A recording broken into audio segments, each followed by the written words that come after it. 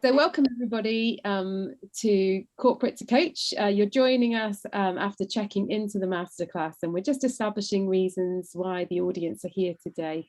So for some people that is because you are wanting to create a future plan or thinking about coaching as an exit strategy in the short, medium or long term. Some people are here because you've already left and you're thinking about coaching as being part of what you do next.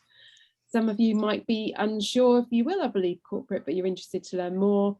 And perhaps you're here because your future is a bit uncertain in your role, so you want to explore your options. And I think mostly we've got number ones here. So thinking about coaching as an exit strategy, but I can see all of those areas covered. And really, whatever your reason is for being here today, just know that you are welcome, and we're really pleased that we get to spend this time with you and hope that we can answer any questions that you might have.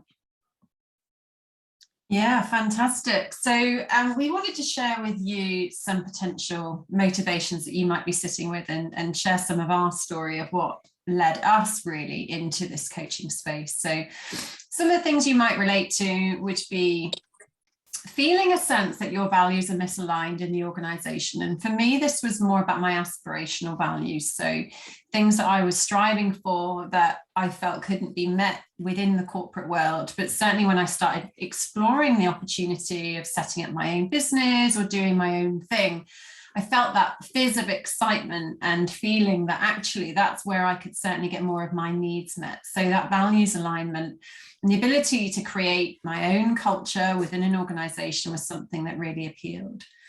And another motivation that was within me is I and Joe, we were both very driven.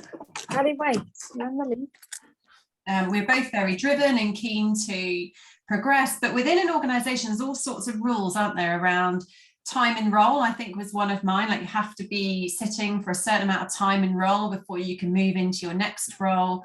Fitting your aspirations within salary bands and not progressing at the rates that you wanted, and feeling that sense of need to almost jump to a different organization to be able to have those needs met. So one of the things that appealed when it came to shaping out our own business and our own career beyond the corporate world was that sense of financial freedom, and that all the risks were on my shoulders, but so were all the gains. And for some people that can be terrifying, but from the position that Joe and I were sat in, that was really exciting.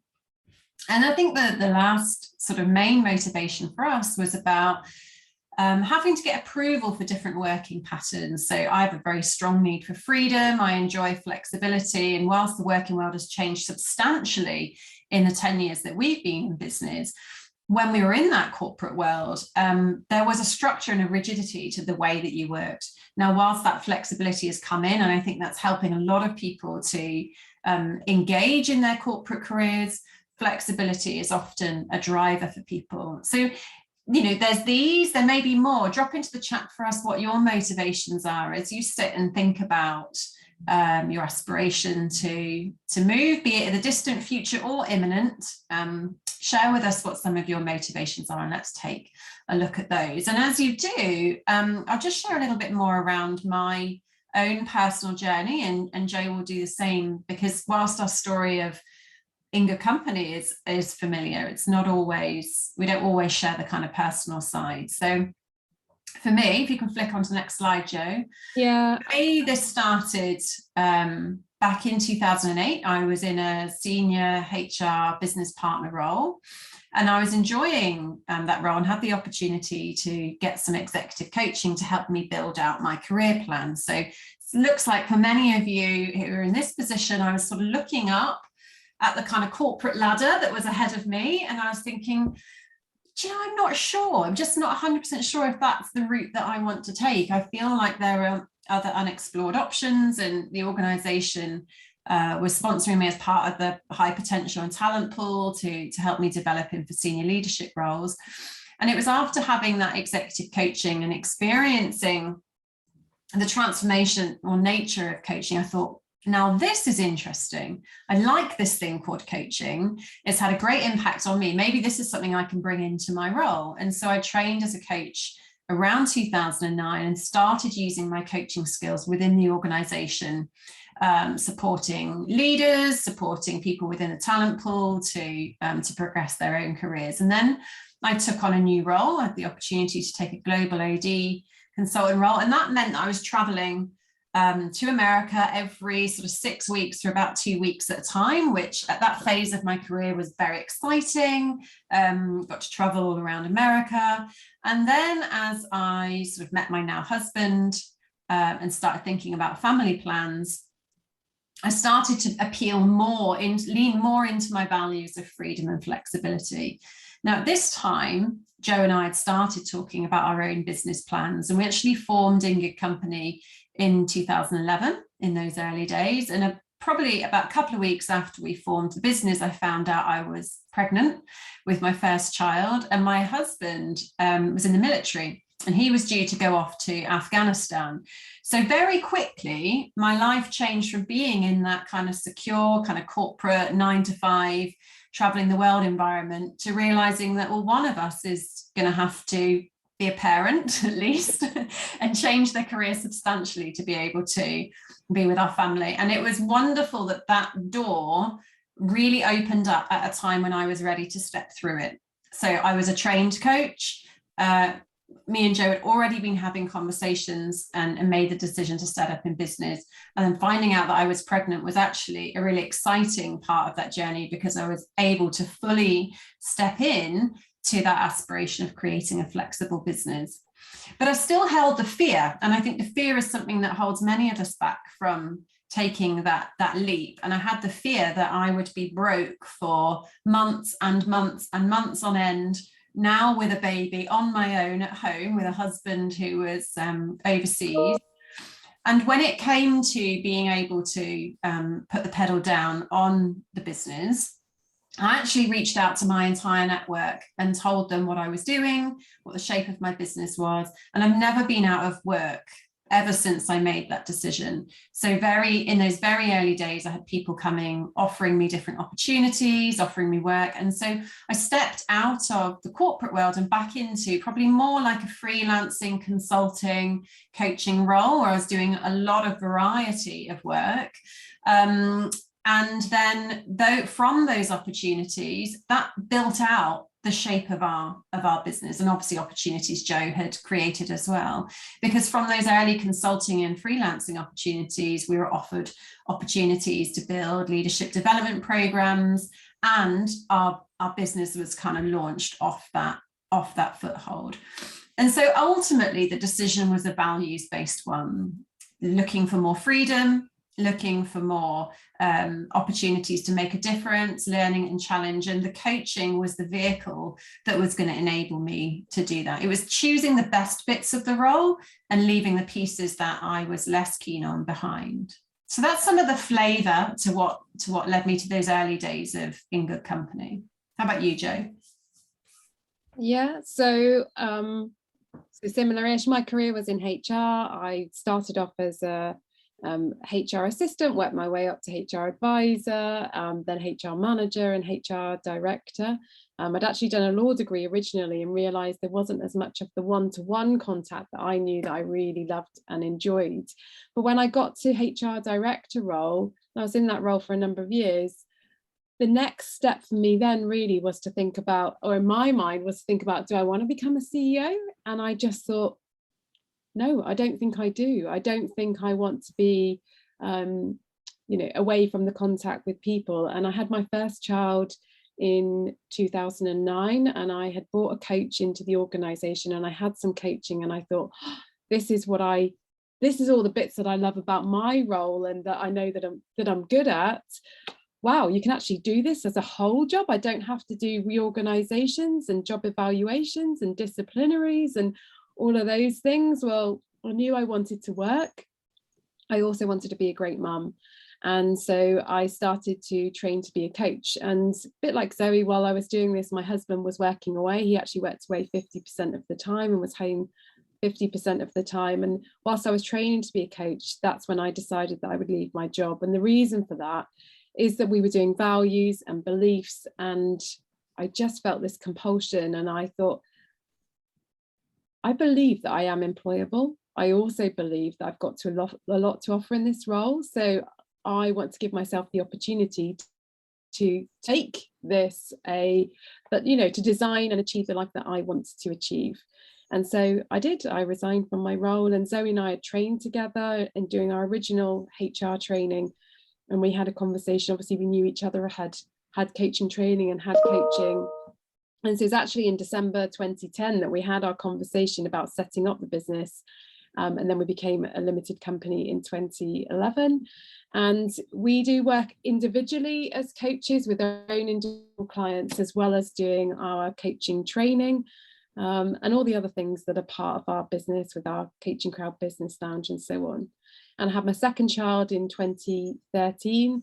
And, for me, part of this is also that my children get to see, well, I'm quite academic. My husband is kind of tends to be more vocational, although he did also set up his own business, but they also see me as an entrepreneur, and they've seen us get our #1 podcast, release our book, and they are learning coaching skills through the things that we do and the conversations that we have. And that's really important to me. And I was lucky in 2020 to win the European Mentoring Coaching Council Best Coach Practitioner of the Year award. So I went from being, a HR director and doing really well in my HR career to actually doing really well in my coaching career. And my values are around warmth, achievements, learning, and also peace. Those are the things that really drive me and inspire me.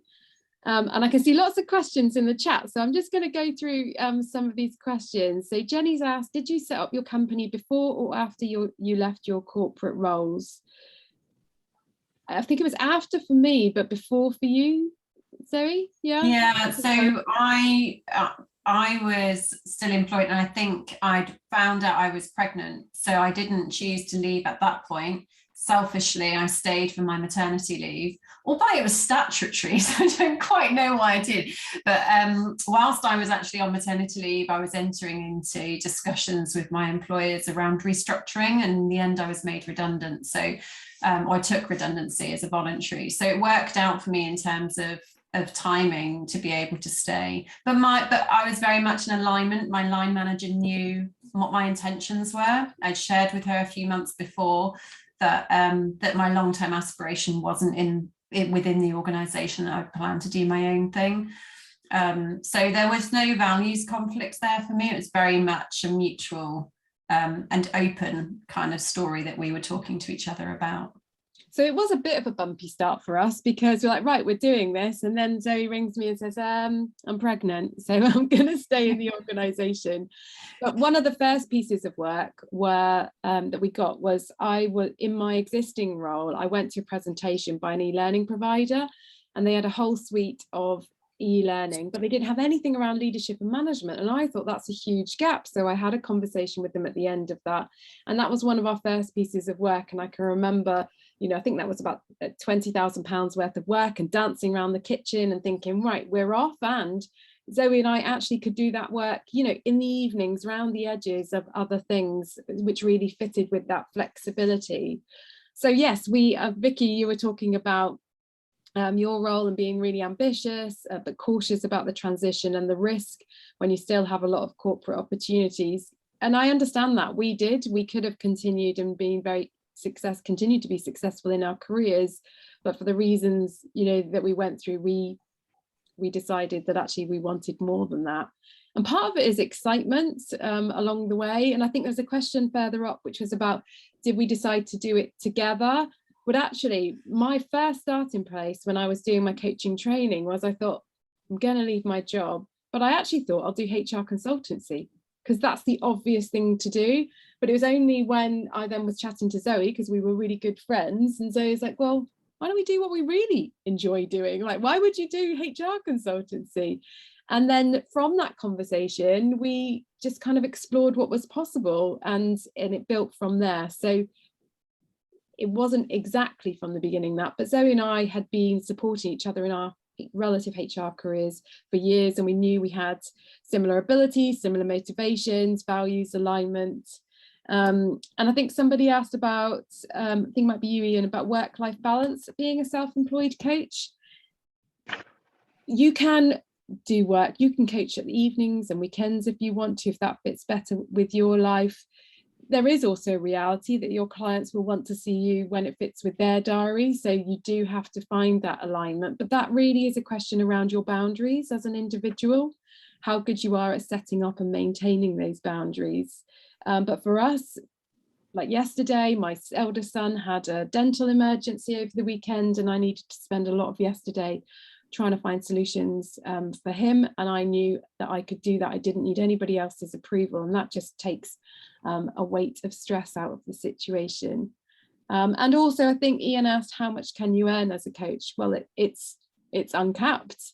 So it depends on the work that you do. But bottom line is, we are earning more money than we were earning in our corporate careers. Was it instantaneous? No, we took, time to build our business, but what's possible is uncapped. So just to fill in the gaps really around the business, drawing it together, we set up the business in 2011. We began teaching coaching qualifications in 2015. They are triple accredited coaching qualifications. We've had a number of nominations for the programs, for the business itself, as well as us as individual coaches. Many of you are familiar with our podcast, The Coaching Crowd, that got to #1 in the business careers chart, and also our book that we released last month that became a bestseller in 15 coaching, HR and psychology categories. And the first half of the book is about making the decision and the questions to ask yourself when you're making that decision. And the second half is about how to set up a successful and sustainable coaching business. And then we have our own independent websites for our own coaching.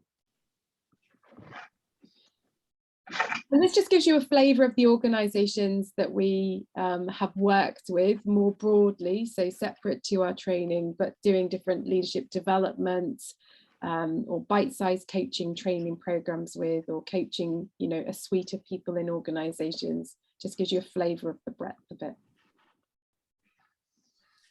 So we had a lot of lessons when we were transitioning from our corporate careers into our early days of business. And I would say that the key lesson that we had was around visibility and consistency. So there were many days in those early days of business, we had oodles of enthusiasm, drive, vision, commitment. We ticked a lot of boxes, but we had no idea how to actually run a business. And so for us, there were many days when we'd sit back and we'd be like, God, if only people knew who we were and what we did.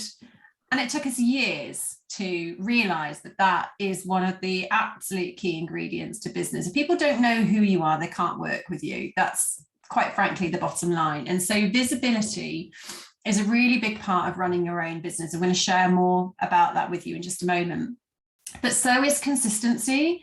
So we as humans like instant gratification, and a lot of the strategy that goes on behind a coaching business, or a coaching business that is blended with some consultancy or other services, is that you have to be consistent in whatever activities you choose, and those marginal gains all compound to have a huge impact over time.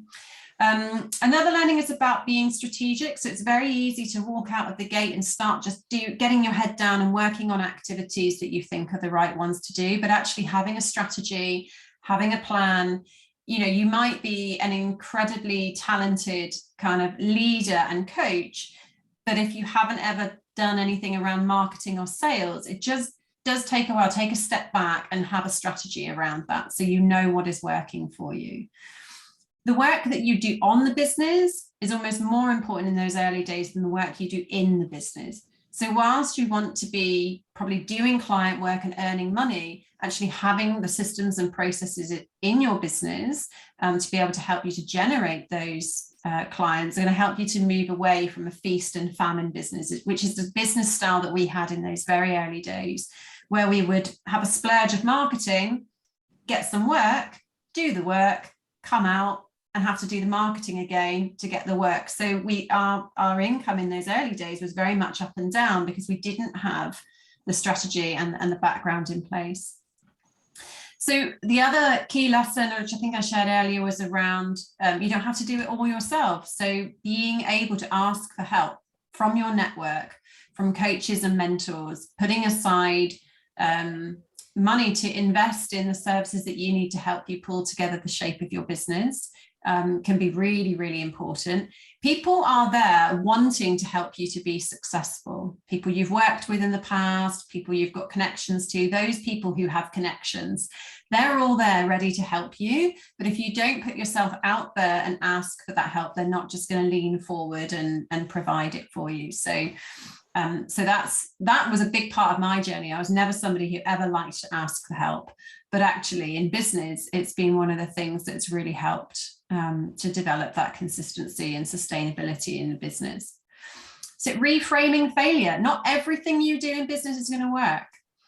You are likely to come into business and have great ideas about products or services that are going to work really well in your coaching or consulting business, to find that nobody wants them. And you need to be able to go, okay, well, what can I learn from that? What didn't land? Is it my messaging? Is it the right clients? It's never because you're not good enough. You know, that's a mindset challenge that you'll need to be constantly kind of reframing as you work through. But failure isn't a sign to stop. Failure is an opportunity to learn and tweak and learn about what's working and not working, both in your business and with your audience. And the last one is about being patient. So as much as you can, providing yourself with space to have some cushioning so you can afford to be patient. Because whilst you are likely to have success coming out of the gate, the long-term sustainability is about those systems and processes that you put in place in your business to work. And we'll share more about how you can create those as we go through the rest of today. So then we've got a question here from Mark. Where do you start? Hopefully this will give you some flavor of some ideas. So what are the foundations to a successful coaching practice? So as I mentioned, know your strategy and have the systems that support it. So you're going to need strategies to engage potential clients, to collect potential clients. So that is, we call those leads in the industry. Where are you going to be pulling together all the people that are potentially interested in what you do? How are you going to nurture those potential clients? And how are you going to convert those potential clients into actual clients? And this is really what this really comes down to, is building the know, like, and trust factor. And we'll share with you some specific activities about that as well. The second point of learning is around being clear and aligned on your ideal client. Now, Joe and I resisted this for years in business. So when you step out from a corporate world, it's a great thing to have very clear in your mind who you want to work with, because when you do your marketing and you do your sales, you're going to be talking to that very one person. And we resisted this because as heart-centered leaders, we want to work with everybody and we want everybody to come and join our services. But when you talk to everybody, you actually talk to nobody, because your message is so dilute that people aren't able to see themselves in your messaging. So having clarity around your ideal client and having the confidence to talk directly to them is really important. So the third one is around this audience creation. So again, if you've got an ideal client and you're talking directly to your ideal client, the next thing you want is an audience of your ideal client. And audiences can be gathered in lots of different places. It can be through networks like LinkedIn, Facebook, Instagram.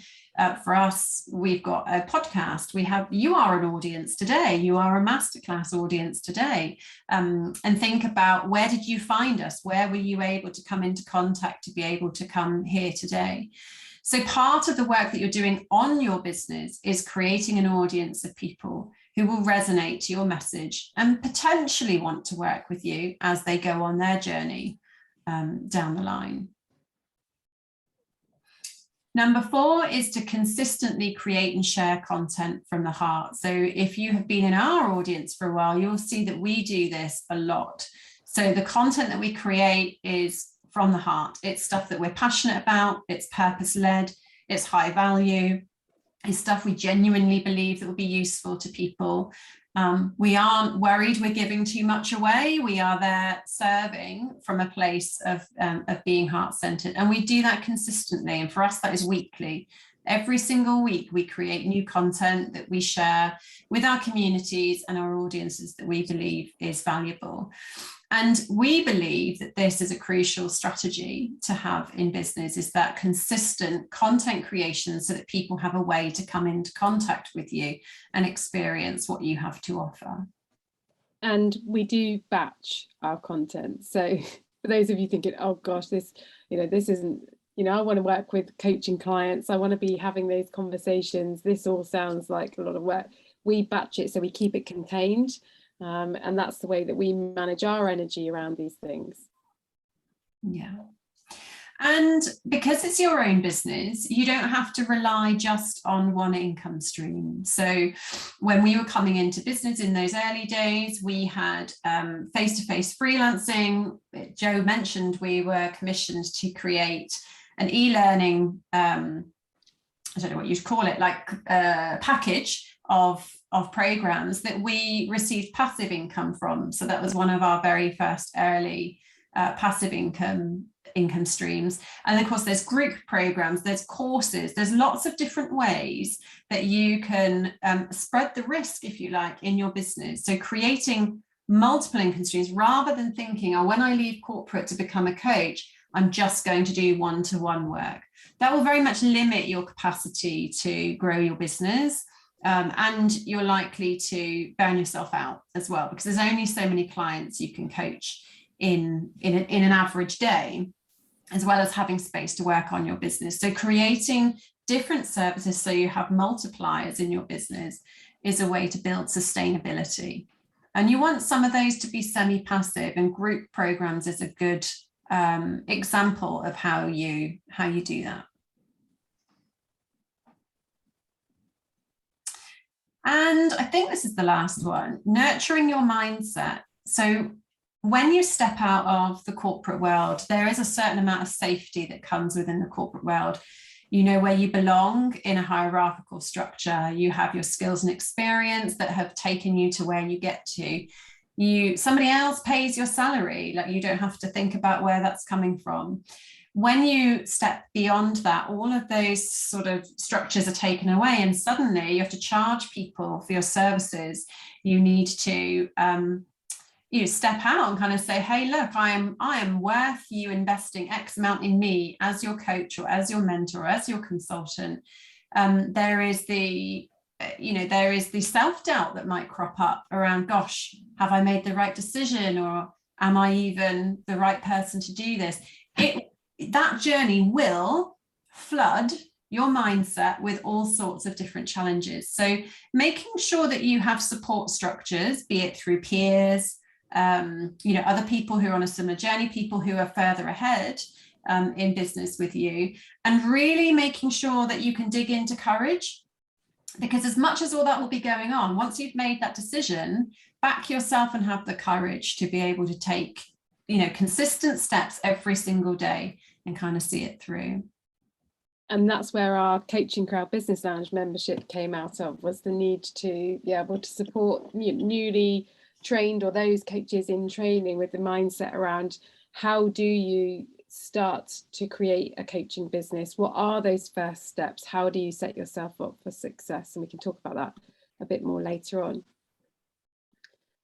So what does all of that look like in practice? Really, the core pillar to us having built our coaching business has been through building it through community. And the reason that has been so successful for us is we love being in community with others. We love building relationships and supporting other people. So we have created shared spaces that we ourselves wanted to be part of, so where we want to hang out, because that means that the energy that we bring is positive and engaging and generous. And so we have our Coaching Crowd group on Facebook, which is a group of people who are aspiring coaches, coaches in training, qualified coaches. There's psychotherapists in there, but they're people who share interests in coaching. They share similar values around learning and connection and growth and achievement and all of those things. And they're there to learn, to engage, to socialize. We had our first in-person event last Friday, which was unbelievable in terms of the energy and how appreciative people were of that and that opportunity to connect. And the ways that has benefited us and individuals are that connection. For us, it's also a way for us to learn about what our ideal clients want and need. And that, as I mentioned earlier, the business lounge came out of the coaching crowd. So when we were asking people, like, what do you need? What do you want? What are the gaps? They said it was with helping them to set up their own business. So we had a focus group, and from that focus group, we created what people were asking for. Having your own community, and that community might be, the podcast. We have a community of listeners.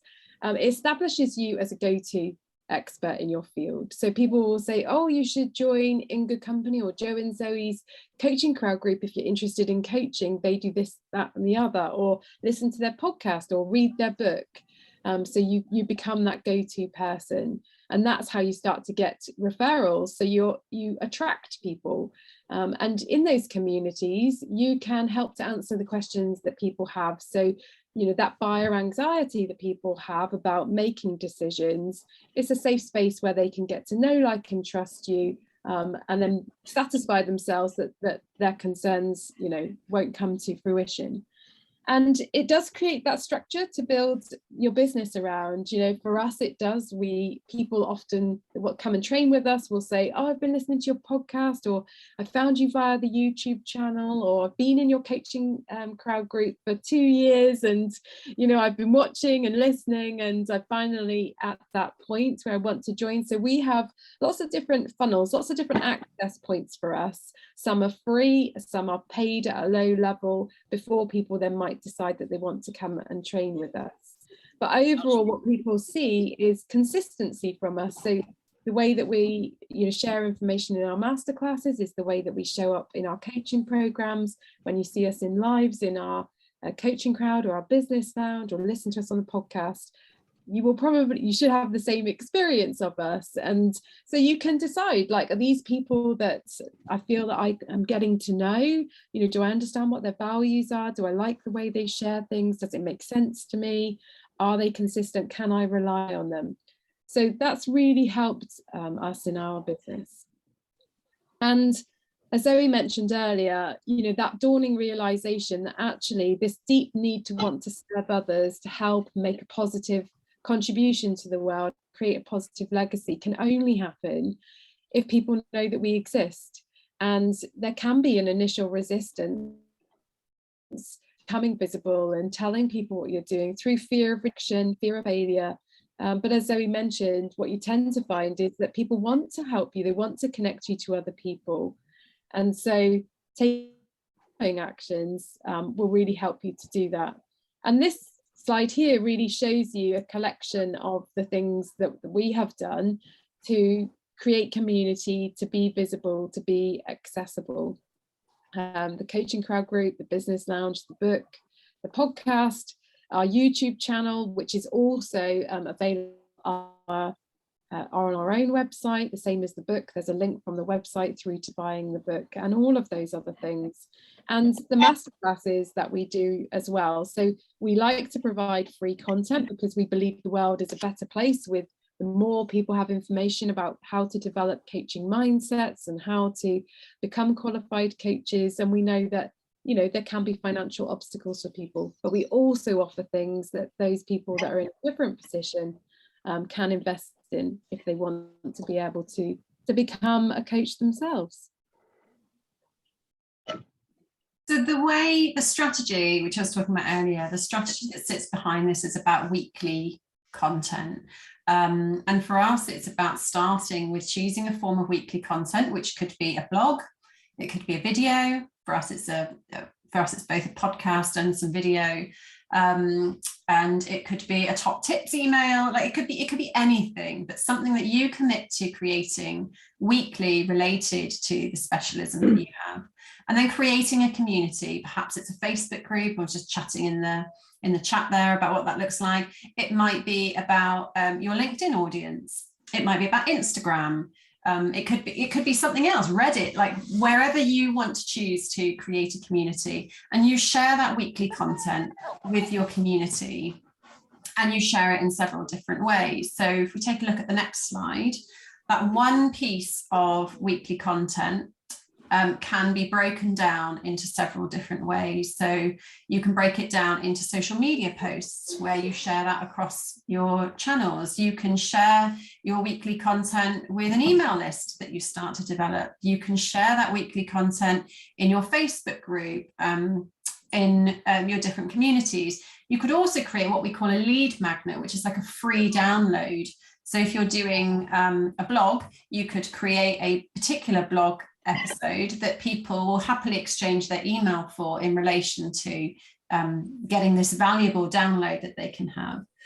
And as you do that one piece of weekly content, let's say you've done a 5 top tips email, you can use each of those 5 top tips into 5 social media posts so that each day you're sharing 1 top tip across your social channels. And so within that, you can embed different calls to actions. And a call to action would be something like, if you've enjoyed this 1 top tip, come and read my blog, and embed your email address. And then when they get this blog, when they get to your blog, you can say, hey, look, if you've enjoyed reading this blog, come and join my Facebook group. And so suddenly what starts to happen is you have this machine that works in the background where you're drawing people from lots of different places into an audience. And that is ultimately the strategy that we've used to grow our community in the way that we have. And it's through our community that we've been able to have the success with the podcast and the book and the growth of our business. And that started with just having 1 member in our Facebook group, as we all start. Actually, we all start with 0 people on our email list, 0 people in our Facebook group. We actually started, I think, with something like 300 LinkedIn connections. We both now have, I think Joe's got around 9,000 LinkedIn connections. I think I've got about 7,000. So it all starts, every single one of us, from 0, and we get to, through that consistency, create this piece that sort of works in the background for us so we can move out of that feast and famine. Yes, it's a lot of work and it's a big commitment, but it works. And that's ultimately the strategy, I think, that sits behind many successful coaching and self-employed businesses as well. And if you're thinking about training to be a coach, so you're kind of, you're where you are now, we encourage people when they sign up to training with us to tell people, tag us to it so you get access to our audiences, say how you're excited you sign up to this, it starts at this point, why you're doing it. And then each week, as you go through the course, you'll have a lesson as a focus for that week, a particular topic, and write something about that topic, what you enjoyed about it, use a quote from it. You'll get feedback on your coaching practice, share that with your audience. So week on week, you've got something to share, and you don't need to think hard about it, because I'm going to write something following that session that week that I'm going to share with my audience. So people start to adjust what they associate you with, and then you'll probably find people saying, oh, I was chatting to so-and-so the other day about you, they were talking about coaching, and I said you were trained to be a coach and they ought to speak to you. And so it begins, and your audience starts to grow, and your reputation to do with coaching will build. And so that would be one consistent, easy starting point.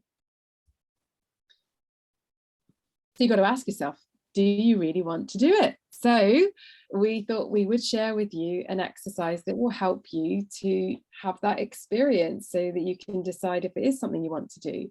And this exercise we're going to share with you is called Logical Levels of Change. And the person that created it was called Robert Dilts, and it's an exercise from the field of NLP. So here is the model. We've got environment, behavior, capabilities and strategies, values, beliefs, identity and higher purpose. And part of the theory actually came from within organizations. And they said, actually, in organizations, when they make changes, why is the reason that some changes are embedded really well and others don't, and people revert to old habits? And they said this level here, just after capabilities and strategies, as we go up through values, beliefs, identity and higher purpose, that's the bit that makes the difference. So for a lot of people, like in an organization, for example, people will say, all right, we're going to change the environment. You're going to sit over there now, you're going to sit over there. And then from a behavior point of view, this is a new policy. You all need to behave in this way. We all think you're capable of it. And here's how it fits into our strategy. And people will do it for a little bit, and then they'll revert back to old habits. So we need to engage all of these. And the same thing applies when you're coaching an individual. So we would like you to have the goal in mind which is we think you're here because you are thinking about training to be a coach. So with that goal of training to be a coach in mind, I'd like you to just connect with where and when will your goal happen? So what will be that moment when you will realize that you have done that? So perhaps it is when you sign up to your coaching qualification and you get your email saying, you know, welcome, and here's all of the information. Or perhaps there's another kind of trigger point where you'll realize that you've done that. For you, it might be when your organization says, yes, we will fund you. Or it might be after you've had the conversation with a partner around, you know, are you supporting me to do this? So where and when will your goal happen? So let's say it is when you've signed up and you're thinking that is going to be the end of this week. Let's say that if we choose a when. So you'll have your own things written down, but I'm giving you the examples to take us through. So the goal of signing up will be when I receive my welcome email at the end of this week. The next step is behavior. So have a think about what will you be doing? So how will you be behaving in order to achieve this well? So what would you need to be doing between now and whatever date you've got in mind in order for you to actually achieve this, booking on a coaching training program? So from a behavior perspective, will you need to be decisive? Will you need to be confident? Will you need to be disciplined? What are the words that come to mind? How will you need to be behaving? Maybe drop some into the chat.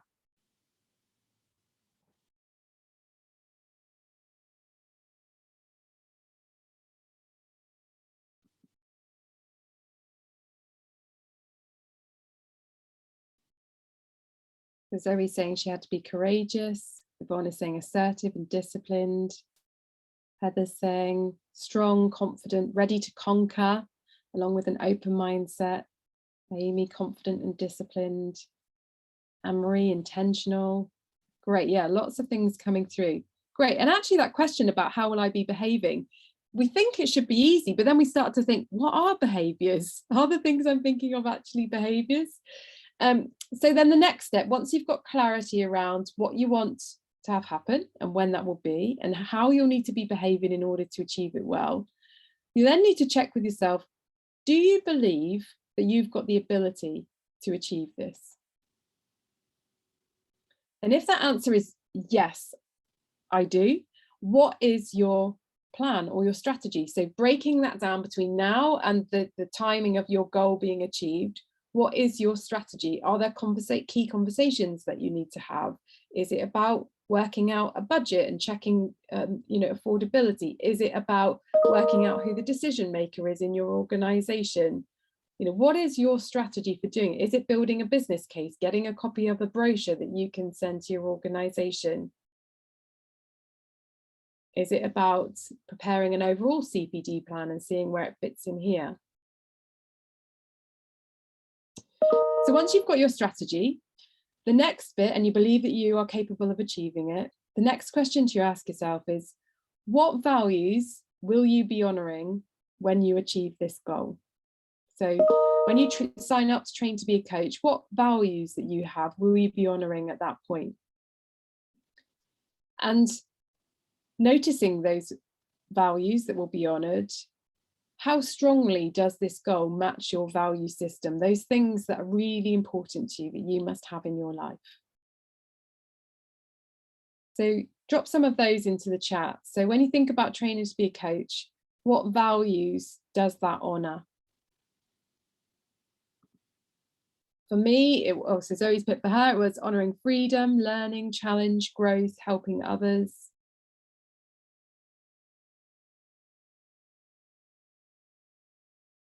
For me, part of it was about belonging, and actually somebody that has trained with us wrote something on LinkedIn in the last few days about remembering having had the initial conversation with me. And I described to her that for me, training to be a coach and starting my journey with it was a real sense of belonging, of coming home, like to a space in a community of people that I felt that I was totally aligned to.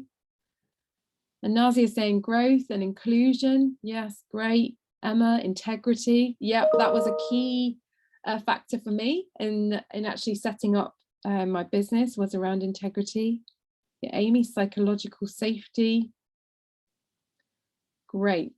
Okay. So then when you think about training to be a coach, making that decision, what will you be believing in order to achieve your goal well? So think about those statements as starting with I, like what will you be believing about yourself in order to enable you to achieve your goal well? So they might be things like, I am capable, I will succeed, I am powerful, I am equal. Like, what are the beliefs? What would you need to be believing in order to achieve your goal well? Great. Kerry saying, I can help others. Michael, I can do this. Anne-Marie, I'm committed. Emma, I will be fulfilling my higher purpose. Fantastic. Ian, I have something people need to learn. Esther, I have what it takes. Nazia, I can achieve this. Yvonne, I'm successful and I will do this. And Zoe said she was believing that she could learn to be a great coach and it was a good decision for her. And I was believing that I didn't have to decide what I was going to do with it yet. This next step was important and aligned. Amy, I believe in helping others find their courage. And Elise, I have what it takes to be a good coach and overcome the hurdles to get there. Gabriella, I have something valuable to contribute. And Anne-Marie, I'm realizing a dream. Okay, so can you start to notice within yourself, like if you are noticing an alignment, then that would suggest that it's a great thing for you. If you're noticing some misalignment, that's going to give you an indication that perhaps this isn't the goal for you. So just notice what you're experiencing internally. And then this next step is about identity. So when you have achieved your goal, and in this case, we're talking about training to be a coach, who will you be when you are doing this? Who will you be when you're making the decision or have made the decision to train to be a coach? What comes to mind for you?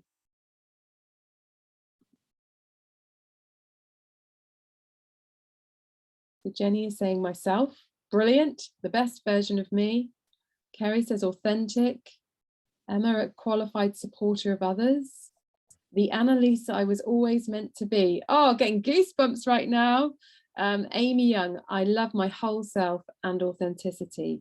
Authentic and true to myself in my true zone. Great.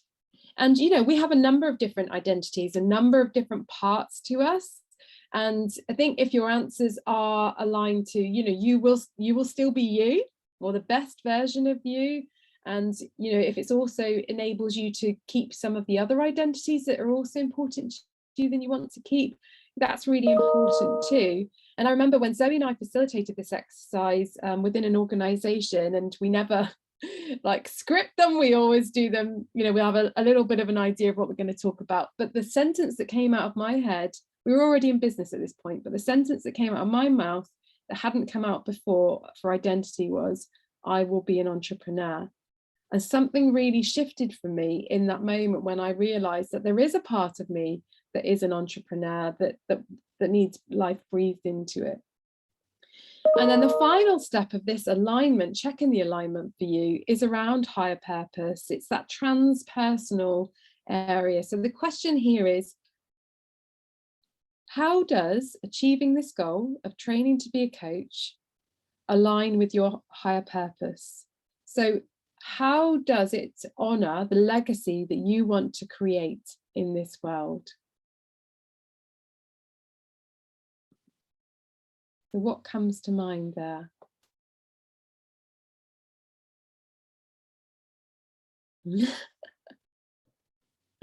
Yvonne says, I was born to coach. Heather says, helping people realize their true potential and unlocking them to be the best they can be. Anne-Marie, higher purpose is being a cheerleader for someone else. Amy, it aligns with my higher purpose to enable and empower others to be the best version of themselves. Annalise, to help people follow their own path and to be happy. Amy, it's about supporting others. Jenny, helping people to unlock their true potential and a role model for my girls. Yeah, and I think when you can see that kind of both that kind of transpersonal, you know, that kind of that wider world, that there's an alignment with your higher purpose there, and looking at the different layers, so you know, family or friends, and what do you believe is your higher purpose there. And there are lots of ways that we use this activity, but I think for today's purposes of today, that's a good place to kind of draw that activity to a close. But the purpose of it, as I say, is for you to be able to test out a goal that you're thinking about, and to be able to take it through these different stages and to check if there is alignment. So if you're feeling that energetic alignment, do your answers align with the goal? And if it does, and you feel your energy rising and rising, and that kind of drive to want to do it, that's a really great sign that this is, you know, a goal that is important and meaningful for you. Anything you want to add there, Zoe? No, you did a great job. So how do you feel about your goal now? Just drop into the chat. You know, what is rising for you, and as you do that, we'll share some more information about the coaching industry in general, and bringing it all together for you. So many of you who are sat here kind of questioning around, you know, coaching qualifications, we know there's a huge amount of choice out there and it's quite confusing. You may have heard of this term accreditation, and you may have heard of this term qualification, and be like, oh, where do you even begin? So the coaching industry has three main coaching bodies. There's the EMCC, which is the European Mentoring and Coaching Council, the ICF, which is the International Coach Federation, and there is the Association for Coaching. Now, the role of the coaching bodies is to raise the standards of the profession and provide guidance around what are the professional standards for us as coaches and practitioners. It is an unregulated market, which essentially means anybody can call themselves a coach and start operating as one. But the coaching industries are there to say, please don't do that.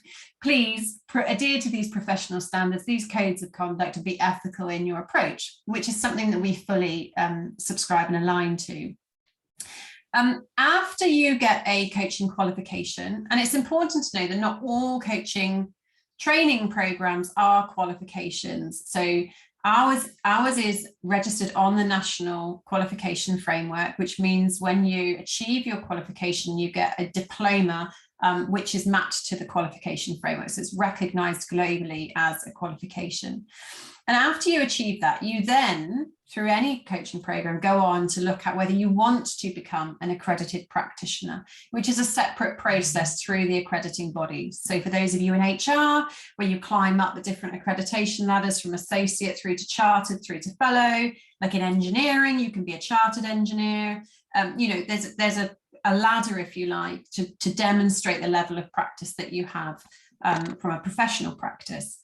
Now, if you do an accredited course, so a course that is accredited by one of the coaching bodies, that often means then that if and when you choose to become accredited after you've done all of your coaching study and hours, you can fast track that process through to accreditation. And our courses are accredited by the ICF and the EMCC. So as well as getting your recognized qualification, you have the option at the end of our program to become accredited with the ICF or the EMCC. Through our program, it's easiest to become accredited with the EMCC. That's something that we sign you off for, and that the EMCC provide at the end of your studies. So that's a whistle-stop tour around accreditation. If you want to know more about that, tune into our podcast. We've done some episodes on accreditation that will help you to understand more about that. In terms of our qualifications, we actually provide three. We provide a level 3, which is a foundation. But for those of you looking to set up your coaching practice, you would be looking at our level 5 diploma or our level 7 diploma. And the main difference is really about the level of people that you want to coach. So for those of you in a senior level organization, you'll be looking at the level 7, which I think is actually on the next slide. But in terms of about our programs themselves, they're very thorough. And we've actually got some people who've trained with us. So if you want to chat to them, raise your hand in the chat and we can hook you up. We're highly committed to quality and ethics. It runs through all of our work. So any of our programs are well mapped to the different qualification standards. They're also very practical, because actually the way you become great at coaching is by doing it. Yes, there's a lot of theory to learn. There's a lot of tools and activities to get your head around, but it's the coaching practice and that experiential nature of the program that actually helps you to get in contact with the materials and be a great coach. We cover a wide range of methodologies. So we draw from neurolinguistic programming, transaction analysis, cognitive behavioral coaching, and person-centered to provide you with a real range of tools and approaches to dig into. We also provide feedback and supervision as part of our coaching too. So our courses are run virtually. So they are delivered weekly through online weekly sessions and supported with an online learning portal. So you would hop into our learning portal, prepare week 1, and then come along to week 1's live call, which is a 2.5-hour live call where it's an interactive session where you're practicing what you've learned. We're coming into those groups and providing observation and tips on how you can get even better at your craft. And whilst we say weekly, there are also breaks in those schedules so that you can take a breather and actually do the implementation of an end-to-end coaching session where you'll be working in triads or buddies with people on the program to start to get some coaching hours under your belt. And we have a daytime. Yeah, we have a daytime session as well as an evening session. So you choose which fits your diary best, and then you sign up to that cohort.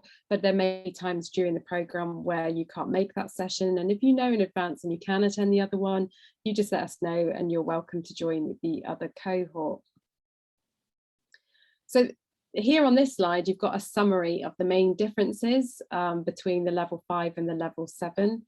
So you would coach 6 coachees for the level 5, whereas you will coach 8 for the level 7.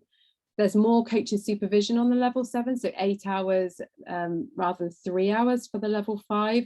That's because you are going to be coaching more clients, so doing more hours, and therefore you need more supervision. When you coach people on the level 7, they need to be people who have a significant responsibility for budget, people, or projects, whereas your coaching clients for the level 5 can be anybody. So if you are thinking that you want to, as an exit strategy, set up your own business, we would recommend 7. Because if you want to do associate work, for example, people know the difference between a level 3, a level 5, and a level 7, as they know the difference between what accredited and unaccredited means as well. If you're thinking about using your coaching qualification in your role as a leader or manager, level 5 will give you a really robust qualification. But essentially, the level 5s have 20 weekly sessions with us. The level 7s are together with the level 5s for those 20 lessons, but the level 7s have the extra 4 lessons and the extra supervision, and the assignments are a slightly different level as well. So they're both really robust qualifications. And we do have a quiz that takes a few minutes at mycoachingcourse.com. It's got a number of questions for you to answer, and it will be able to recommend to you then from your answers which of those qualifications would be the best fit for you. And you can always come and double check with myself or Zoe after you've taken that, and share with us your situation so that we can kind of double check for you that it's going to meet your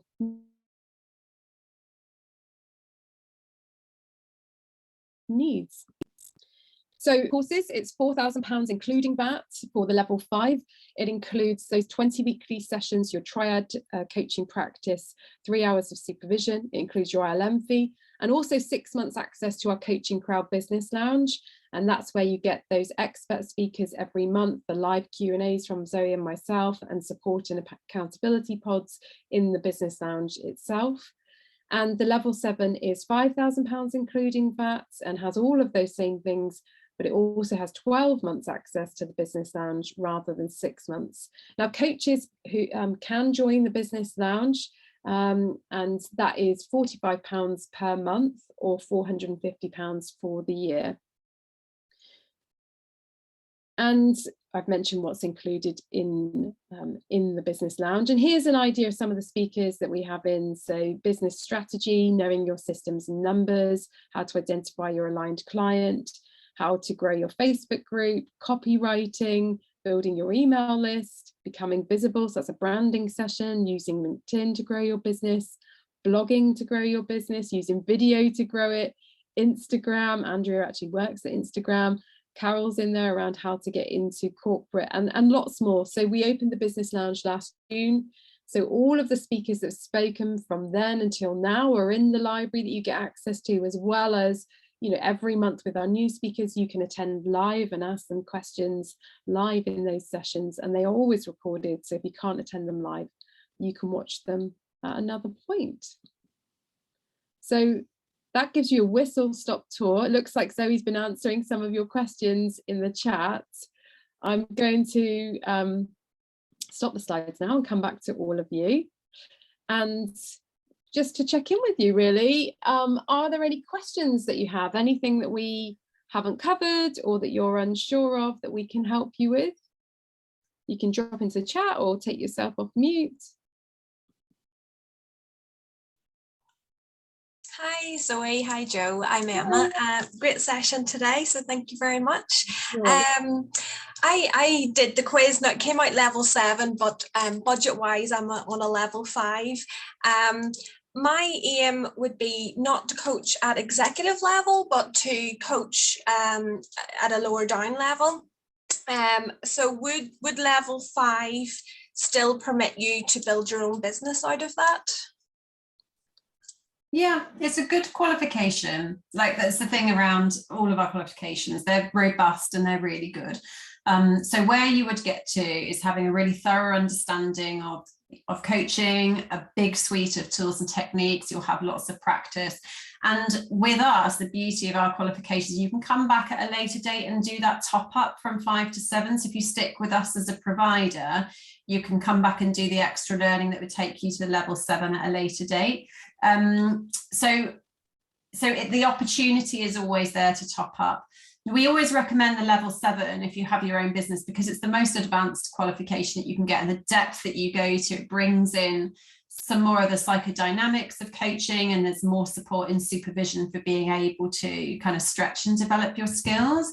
But the level 5 is still a really good qualification if that's where your access point is.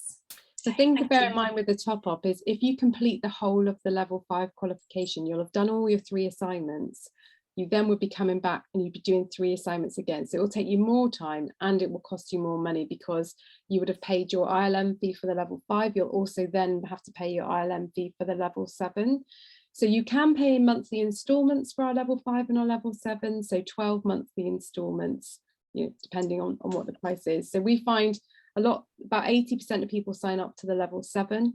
And out of those 20% that sign up to the level 5, about 80% of them upgrade in the first 6 months when they're not going to be charged the extra amount, because they're part of that kind of cohort and they just have that sense of belonging, and they think, I want to be with these people until the end, and you know, and I love it. But I also recognize that you know, budget can be a challenge in those situations. So, but we always want to be transparent around, yes, you can do that and you can do that, but just be aware that you know, you would have that extra bit of effort and cost if you did it that way around. Our cohorts, Jenny, are maximum of 21. And the reason for that is so that we can see everybody on one screen as if we are in a room, so that, you know, we can check, does somebody look unsure, or, you know, everybody has the space as well to be able to contribute and use their voice. And so that Zoe and I know, you know, individually, what is it you want to do with the qualifications, so we can try and make sure that we're covering that in the Q&A. And that we can make sure that we can give you a good amount of observation throughout the coaching program, so that you feel that you're getting that contact, you know, from us as experienced coaches. Anything else? Well, we are sorry, go on. Hi, Joe. I haven't fully formulated my question, but it's something like, in the beginning, before you started teaching coaching, how much were you focused on getting business through other businesses versus business through individuals? Yeah. Do you mean as an associate coach? So coach under a bigger umbrella, or do you mean something different? Yeah, I mean, where was most of your business coming from, I guess? So in the early years of our business, it was through organizations, so working with corporates, and those were organizations that we'd worked in ourselves. They were also organizations, you know, often that we knew somebody in, so there would be a point of contact. And then we worked as associate coaches with Better Up for 4 or 5 years in kind of like the middle-ish part of our business, I would say. Well, or until, was it last year or the year before? And that actually really gave us a platform, because before, at the point where we decided that we weren't going to do that associate work anymore, I think I was earning about £5,000 a month from Better Up. Now, I'm not saying that everybody would earn that, but you know, you can create an element of sustainability from that. The watch out for it is that you have less time to grow your own business, so you can create a false cap. And for us, we reached a point where we decided we had so many different ways and things that we wanted to be able to invest in our own business. We had to, again, take a risk, if you like, to cut that off, not without a guarantee that we would be able to fulfill that, but with the drive, determination and the strategy for how we would go about it. And honestly, like, we haven't looked back, but it did play an important role for which we are really grateful. That's really interesting. Thank you.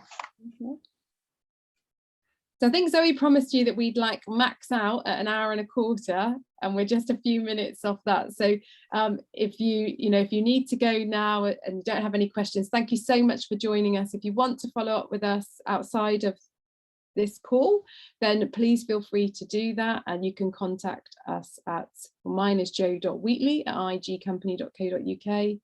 And mine is zoe.hawkins@igcompany.co.uk. So thank you so much for coming. I hope you've enjoyed the session. Keep following us. You found us, wherever you found us, keep following us, and we are more than happy to help. So do reach out to us if you need anything. Yeah, thank you, everybody. Have a great afternoon. Bye. And we'll have